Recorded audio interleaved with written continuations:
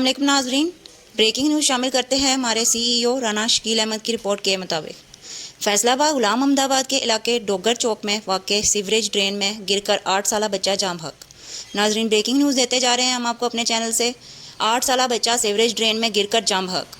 Rescue 1122 Faisalabad को emergency call मसूल हुई, जिस पर रेस्क्यू टीमें मौका पर पहुंच गईं और फौरी सर्च ऑपरेशन शुरू कर दिया।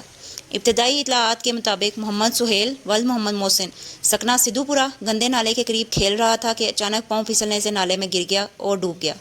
रेस्क्यू एहलकारों ने पेशावराना महारत का मुजाहरा करते हुए सर्च ऑपरेशन के दौरान बच्चे की लाश नाले से निकालकर ज़रूरी कार्रवाई के बाद जनरल अस्पताल गुलाम अहमदाबाद मुंतकिल कर दी। कैमरामैन टीम के साथ अक्सर राना, सबकी खबर सबसे पहले हम तक। मज़ीद खबरों और अपडेट्स के लिए हमारे चैनल को लाइक करें, सब्सक्राइब करें।